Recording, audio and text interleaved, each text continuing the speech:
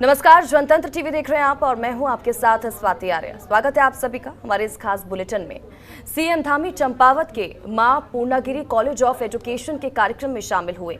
मुड़ियानी स्थित मां Purnagiri college of education के बहुउद्देशीय शैक्षिक परिसर का शिलान्यास किया और इस दौरान कॉलेज परिसर में सीएम के पहुंचने पर उनका छात्र छात्राओं ने फूलों से स्वागत किया। इस अवसर पर सीएम धामी ने कहा कि चंपावत बनेगा हर क्षेत्र में नंबर 1। साथ ही चंपावत में शिक्षा, स्वास्थ्य, पर्यटन को सरकार की तरफ से बढ़ावा दिया जाएगा।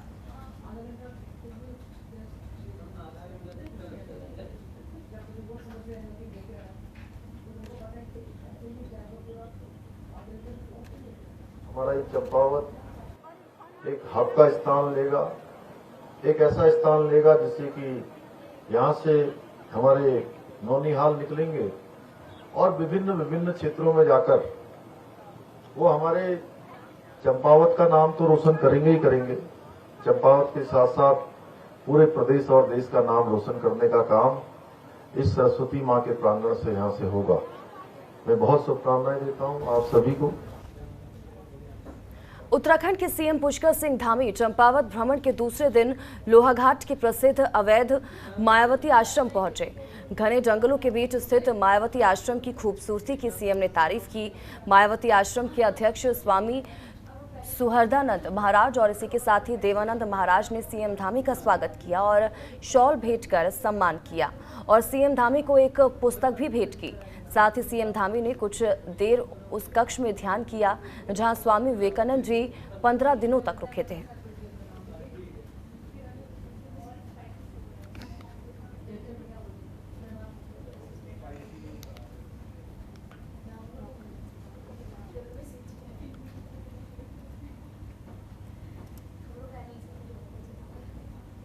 उस समय स्वामी जी के जो विचार थे, गांधी जी के जो विचार थे, उन विचारों को लेकर आज धर्म हो, संस्कृति हो, अध्यात्म हो, योग हो, हर क्षेत्र में काम हो रहा है। आज 21 जून को मनाया जाने वाला योग दिवस इसका सबसे बड़ा उदाहरण है। जो कभी स्वामी जी के विचारों में था, जो स्वामी जी के काम में था, वह सारी चीजें धीरे धीरे पूरा भारत, पूरा विश्व उसका अनुसरण कर रहा है। और उत्तराखंड के सीएम पुष्कर सिंह धामी ने सावन की बधाई दी। साथ ही उन्होंने कांवड़ियों का देवभूमि उत्तराखंड में स्वागत करते हुए कहा कि बाबा के भक्तों का स्वागत है। कांवड़ियों को यहां किसी भी तरह की परेशानी ना हो, इसका पूरा ख्याल रखा जाएगा। कांवड़ यात्रा को देखते हुए मार्ग, स्वास्थ्य और सफाई का विशेष ध्यान रखा जा रहा है।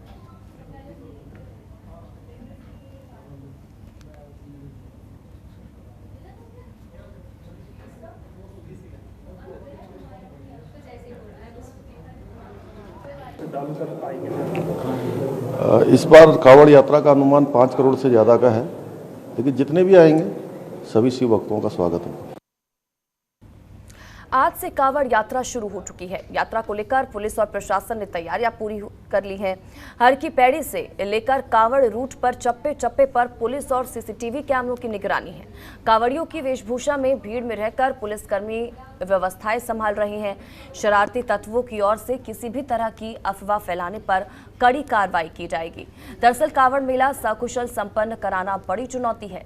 कोविड महामारी के कारण 2 वर्षों से कांवड़ मेला न होने की वजह से इस बार बहुत अधिक संख्या में कांवड़ियों का आवागमन होने की उम्मीद है। निर्देश दिया गया है कि ड्यूटी में उपस्थित सभी पुलिस एवं प्रशासन के अधिकारी एवं कर्मचारी समन्वय बनाते हुए कांवड़ मेला संपन्न कराएं। आपको बता दें कि मेला 26 जुलाई तक चलेगा।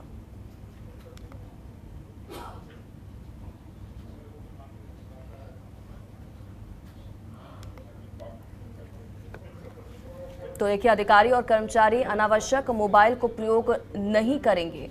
ये कांवड़ को लेकर निर्देश दिए गए हैं। ड्यूटी के दौरान नशे का सेवन करते मिलने पर तत्काल कार्रवाई की जाएगी। यातायात प्लान के हिसाब से वाहनों को उनकी दिशा में भेजा जाए, ये निर्देश दिए गए हैं अधिकारियों को। बॉर्डर पर कांवड़ वाहनों की चेकिंग सख्ती से की जाए। प्रशासन को सख्त निर्देश दिए गए हैं चेकिंग को लेकर। तो कोई भी अधिकारी या कर्मचारी फोन पर ज्यादा देर तक नहीं लगेगा जब तक आवश्यक ना हो। तय रूटों के हिसाब से जो वाहन है उनको डाइवर्ट किया जाए।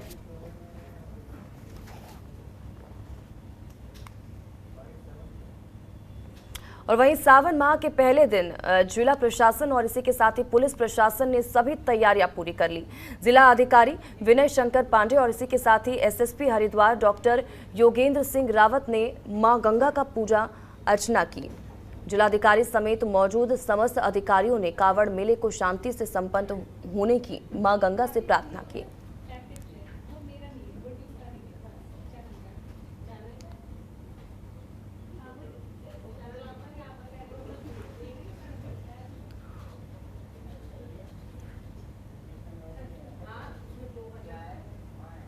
और वहीं धर्मनगरी हरिद्वार में कावड़ यात्रा का आज पहला दिन है। कावड़ मेले की सुरक्षा को लेकर पुलिस महानिदेशक अशोक कुमार ने हरिद्वार पहुंचकर सुरक्षा का जायजा लिया। डीजीपी अशोक कुमार का कहना है कि गढ़वाल मंडल और कुमाऊं मंडल से 10,000 पुलिसकर्मी कावड़ यात्रा में लगाए गए हैं। साथ ही पूरे मेले को 17 सुपर जोन, 43 जोन और 175 सेक्टर में विभाजित किया गया है। इसके अलावा 14 जुलाई से 20 जुलाई तक भारी वाहनों का जिले में आवागमन सुबह 5 बजे से रात 11 बजे तक प्रतिबंधित रहेगा और 20 जुलाई से 27 जुलाई तक सभी प्रकार के भारी वाहनों का जनपद में आवागमन पूरी तरह से प्रतिबंधित होगा। कावड़ मेले के दौरान जनपद में 9 डीजे पॉइंट्स और इसी के साथ ही 13 पार्किंग स्थल भी बनाए गए हैं। सुरक्षा को ध्यान में रखते हुए उत्तराखंड के सभी बॉर्डर्स पर सीसीटीवी कैमरे और ड्रोन से भी निगरानी की जा रही है।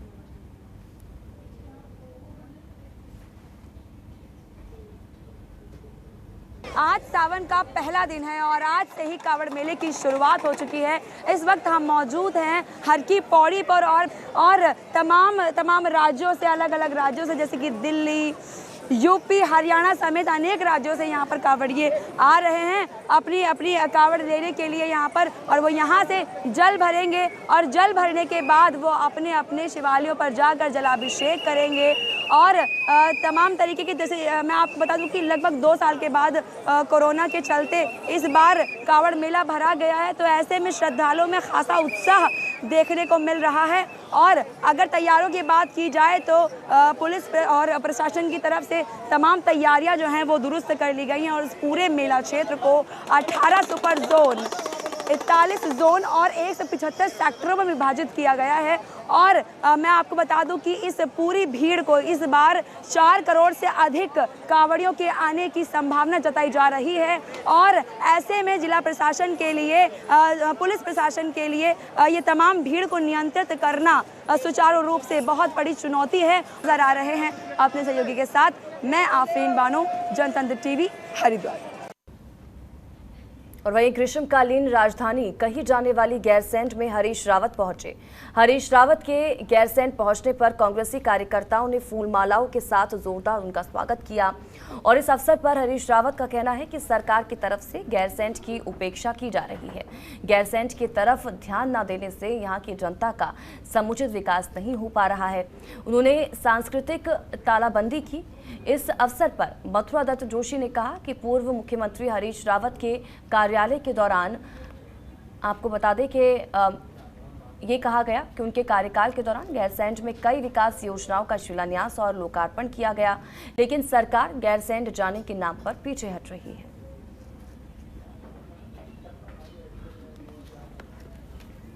और ये बड़ा दुर्भाग्यजनक है, जहाँ ग्रीष्मकालीन राजधानी कह रही थी वहाँ एसडीएम नहीं है, सुना मैंने 2 साल से, तहसीलदार नहीं है। ये तो गैरसैंण का अपमान है, उत्तराखंड का अपमान है। भैया धामी जी, ऐसी ही राजधानी, अरे ग्रीष्मकालीन ही सही, तुम लोग जो है, यदि यहाँ एसडीएम और तहसीलदार नियुक्ति नहीं कर पा रहे हो तो तुमसे क्या उम्मीद की जा सकती। हमने अपना विरोध, हमारा सांकेतिक विरोध था, ये जगह लोकतांत्रिक तरीके से विरोध था और हमने यहीं पर अपना विरोध समाप्त कर दिया है ताकि लोगों को असुविधा भी ना हो और लोकतंत्र में विरोध दर्ज करने का जो हमारा अधिकार है उसका हम उपयोग करें।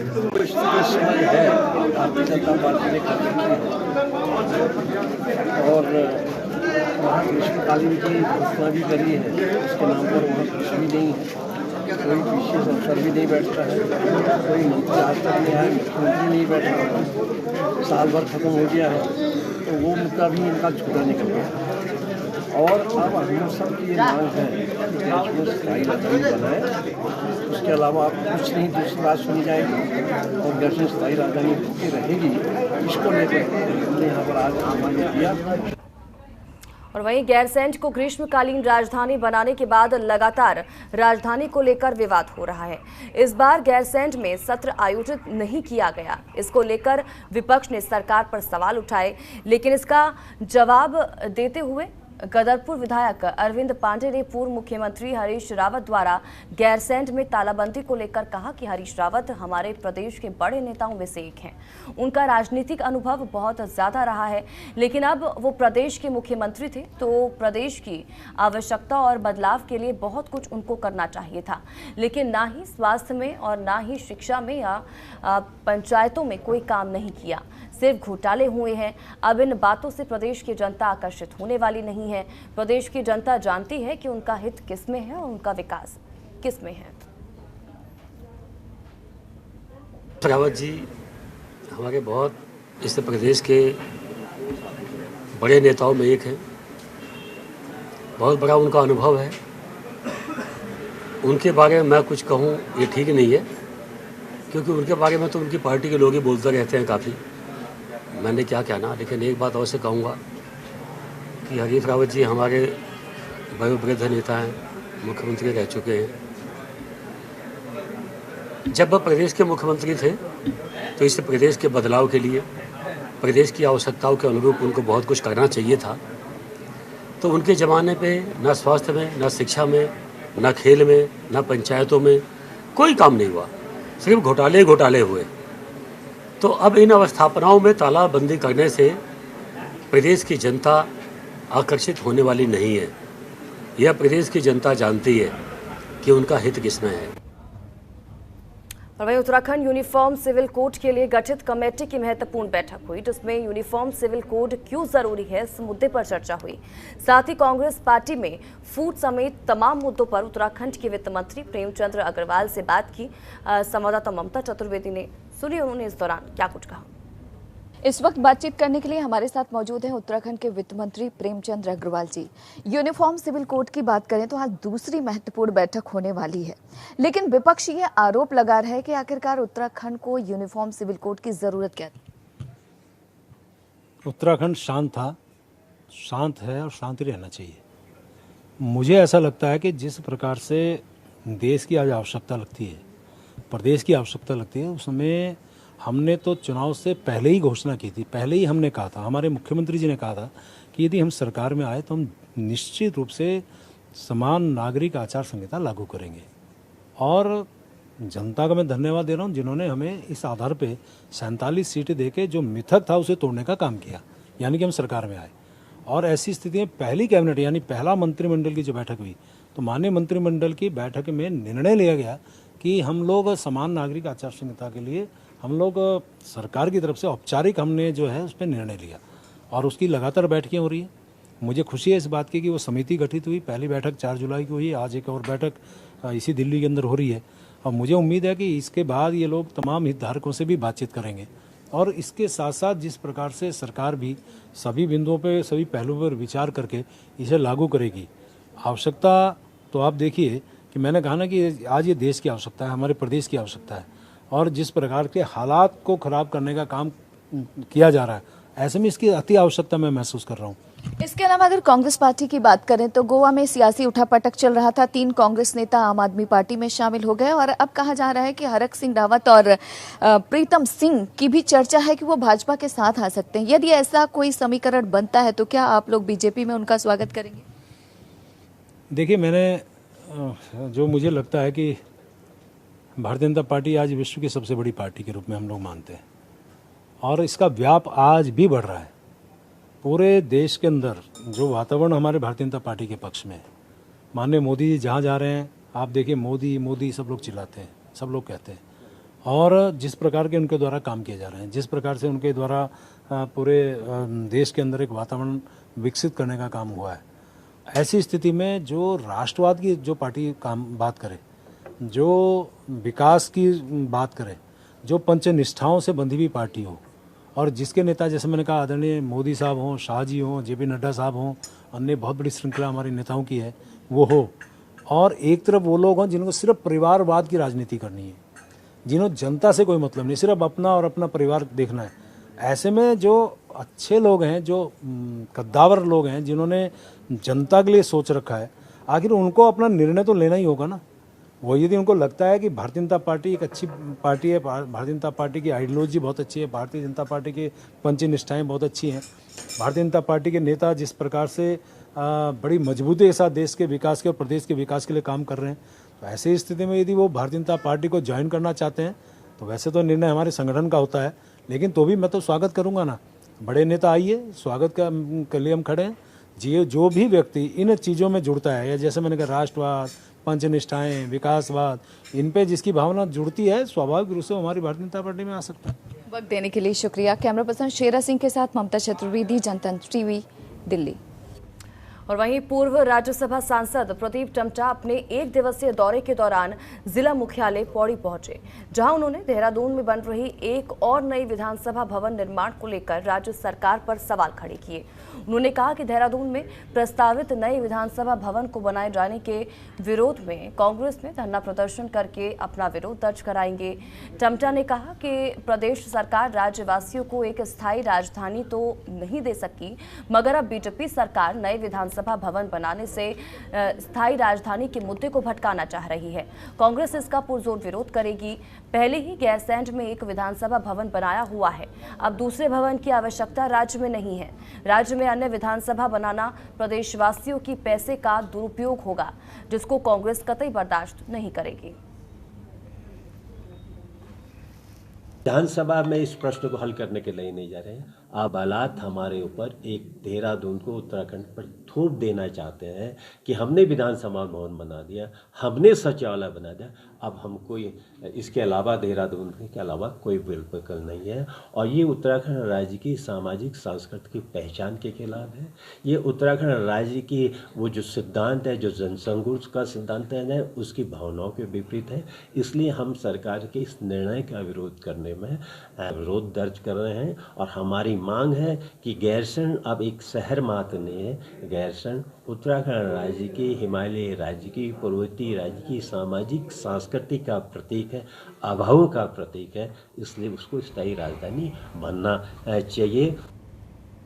उत्तराखंड के हरिद्वार जिले में वर्ष 2021 के बाद से पंचायत चुनाव नहीं हो पा रहे थे, तो वहीं अब परिसीमन होने के बाद राज्य निर्वाचन आयोग द्वारा चुनाव कराए जाने की बात की जा रही है, जिसको लेकर हरिद्वार जिले के झबरेड़ा और इसी के साथ ही ग्रामीण क्षेत्र के तमाम कांग्रेसी नेता और विधायक ने राज्य निर्वाचन आयोग के कार्यालय में पहुंचकर आपत्ति दर्ज कराते हुए ज्ञापन दिया। इस मौके पर कांग्रेस नेता ने बताया कि परिसीमन के नाम पर सरकार अपनी मनमानी कर रही है। जो गांव SC/ST में है उसको पिछड़ी जाति में बदल रहे हैं। तो वहीं दूसरी ओर जब पहले सरकार के द्वारा कहा गया था कि रिजर्व सीट जो पिछली बार थी उसको बदलकर इस बार सामान्य किया जाएगा, वहां पर फिर दोबारा वही बात को दोहराया जा रहा है, जिसको लेकर कांग्रेस ने अपना विरोध दर्ज किया। उनका कहना है कि सरकार की मंशा चुनाव कराने की ही नहीं है, इसीलिए अपनी मनमानी थोप रहे हैं। यदि इसको शीघ्र कोई कार्रवाई नहीं की गई इस पर, तो वो लोग उच्च न्यायालय की शरण में जाएंगे।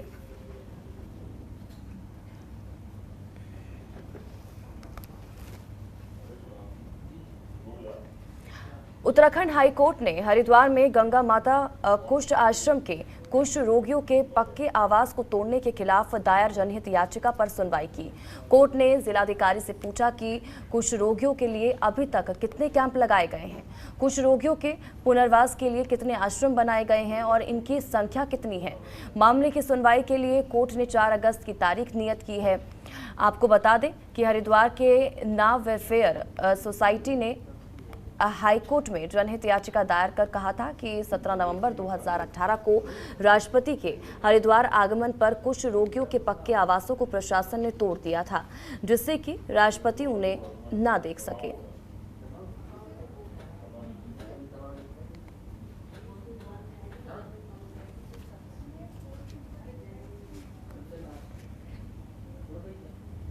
याचिका ये थी कि 2018 में जब राष्ट्रपति महोदय की विजिट हुई थी हरिद्वार में, तो चंडी घाट पर जो चंडी पुल के पास है वहाँ पर कुष्ठ रोगियों के जो आवास निर्मित थे वो तोड़ दिए गए थे, इसलिए ताकि राष्ट्रपति जी को वहाँ से अच्छा दृश्य दिखाई दे। तो इस मामले को लेकर जनहित याचिका दायर हुई थी।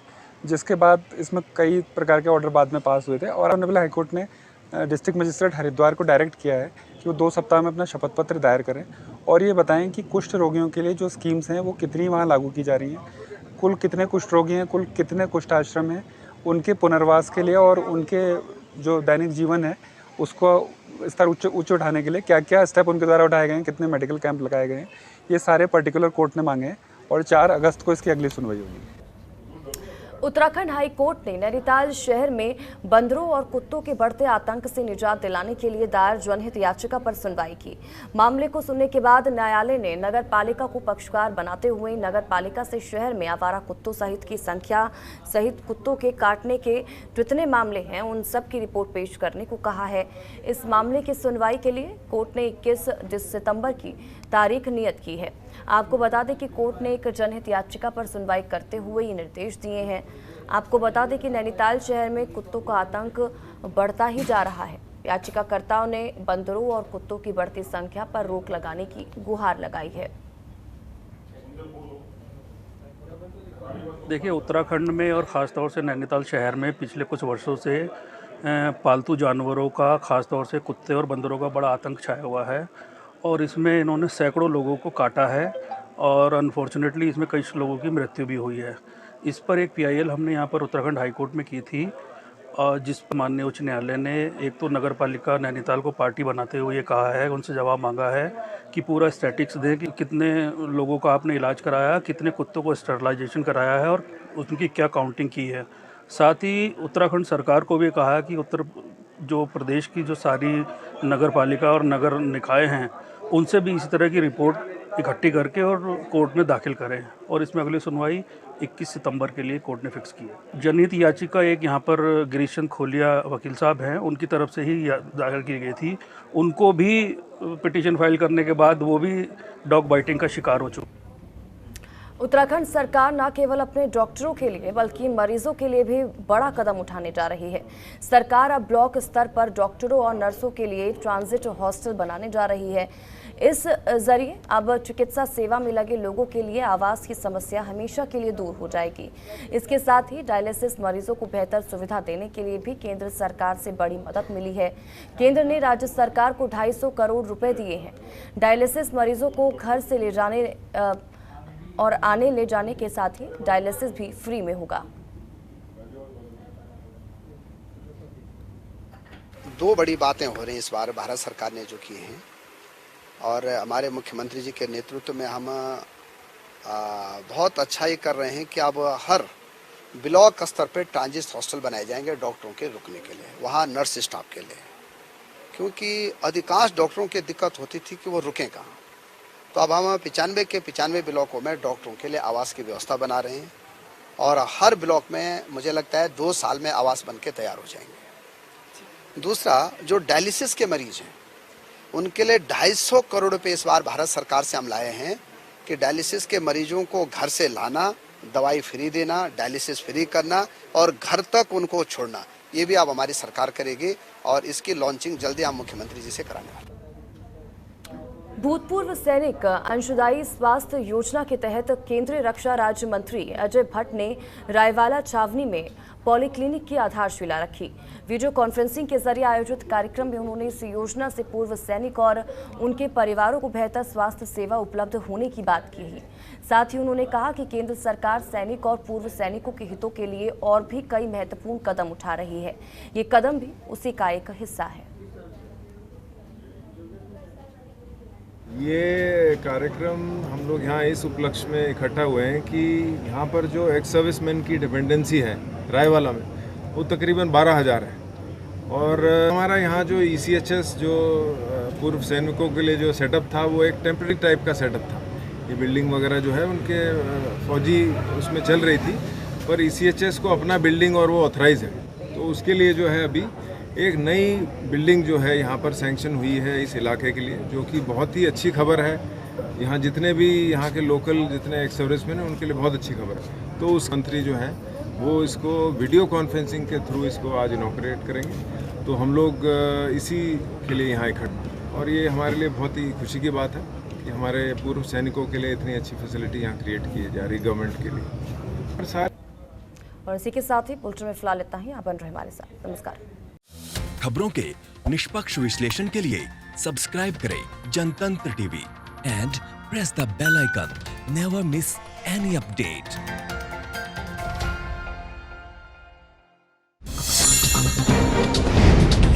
डाउनलोड कीजिए जनतंत्र टीवी ऐप को, जो कि अवेलेबल है गूगल प्ले और ऐप स्टोर पर। अधिक जानकारी के लिए अभी डाउनलोड करें।